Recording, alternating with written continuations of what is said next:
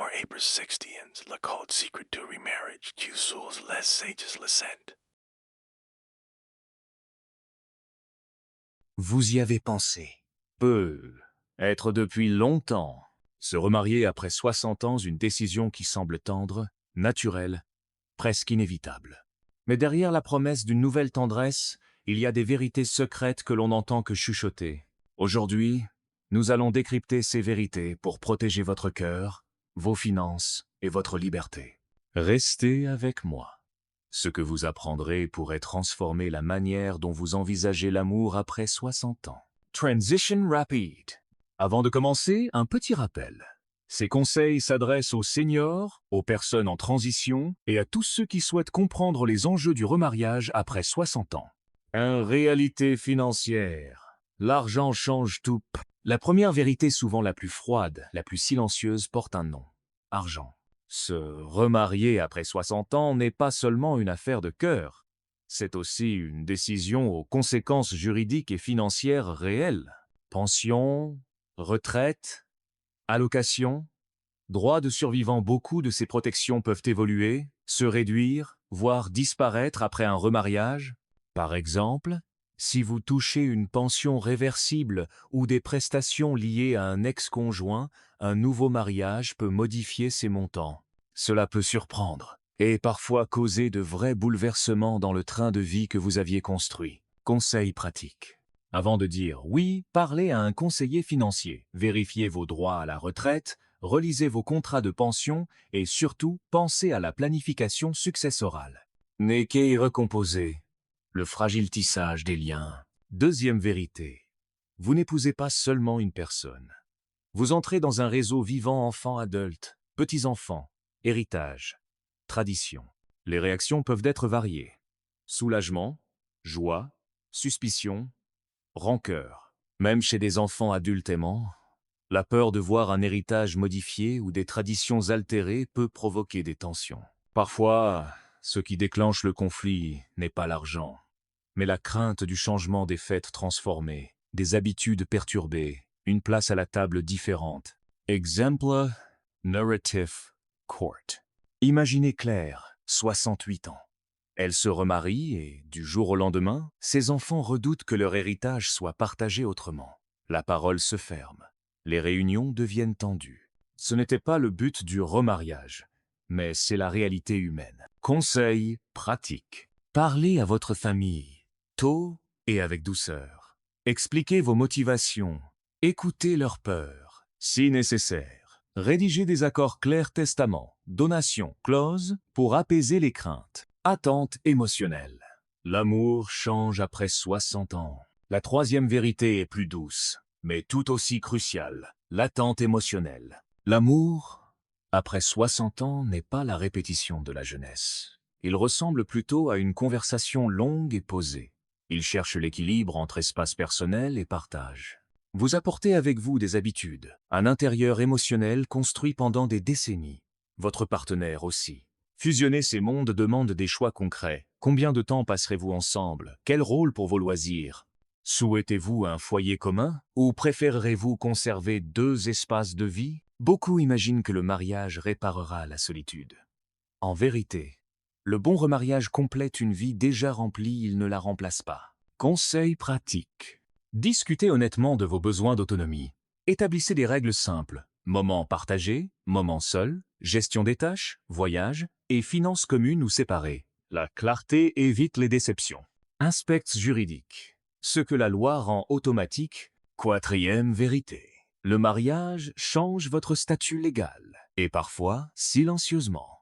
Un conjoint devient naturellement détenteur de certains droits aux décisions médicales, à l'administration de certains biens, à des protections sociales. Sans documents légaux, les conséquences peuvent surprendre vos proches. C'est ici que les outils juridiques prennent tout leur sens. Testament actualisé, mandat de protection future, procuration médicale, convention matrimoniale. Un prénuptial bien pensé n'enlève rien au romantisme. Il protège ce que vous tenez à préserver. Petite mise en garde.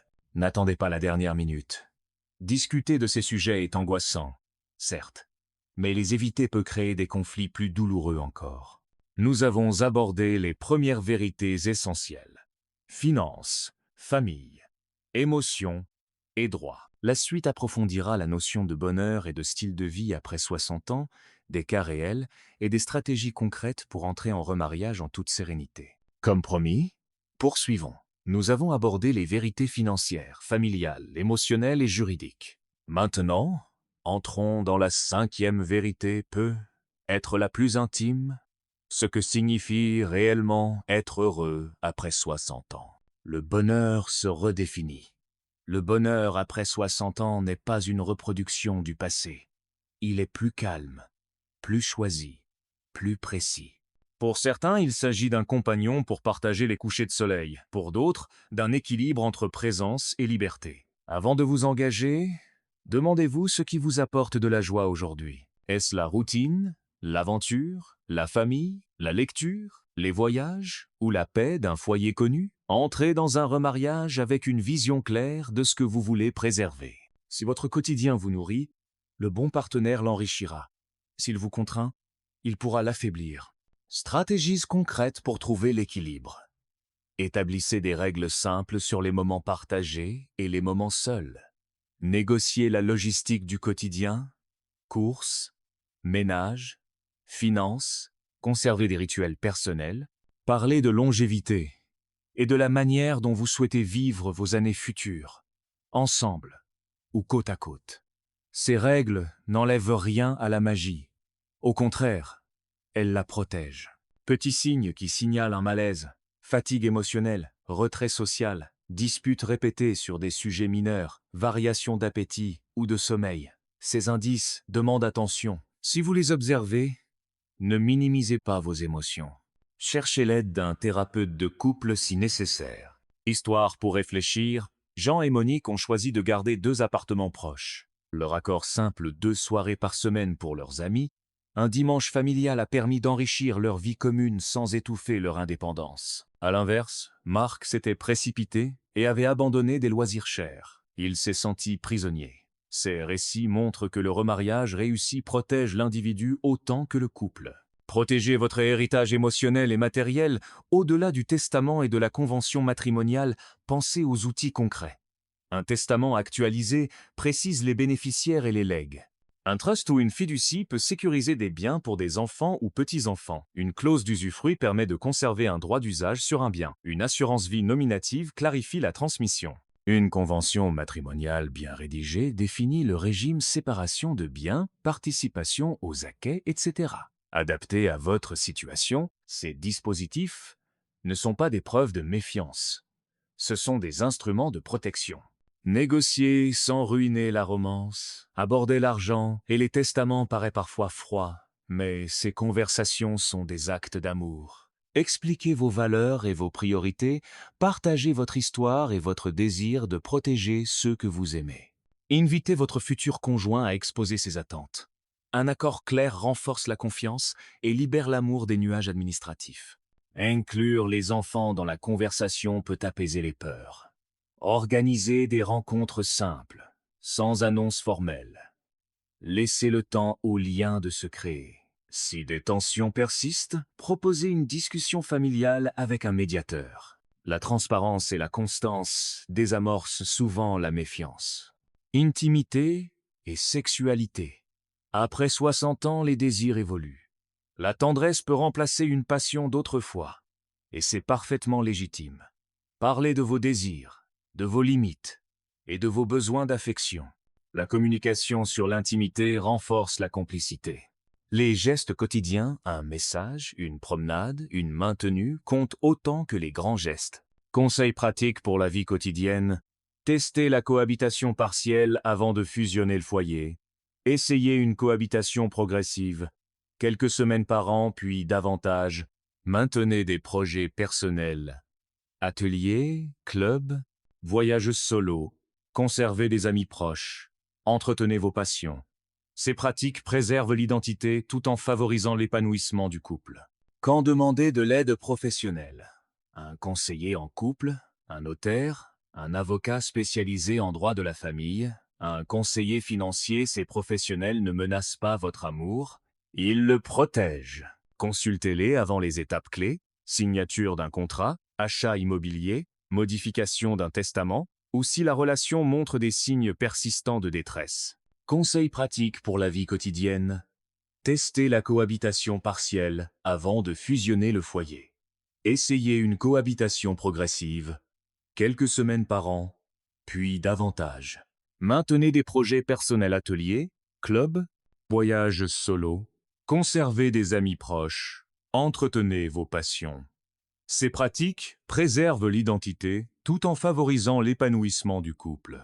Quand demander de l'aide professionnelle, un conseiller en couple, un notaire, un avocat spécialisé en droit de la famille, un conseiller financier, ces professionnels ne menacent pas votre amour, ils le protègent. Consultez-les avant les étapes clés, signature d'un contrat, achat immobilier, modification d'un testament ou si la relation montre des signes persistants de détresse. Signe d'un remariage sain, respect des routines individuelles, transparence financière, décisions prises ensemble sans pression, respect des relations préexistantes, capacité à rire ensemble et à résoudre les conflits. Lorsque ces éléments sont présents, la relation a de solides fondations.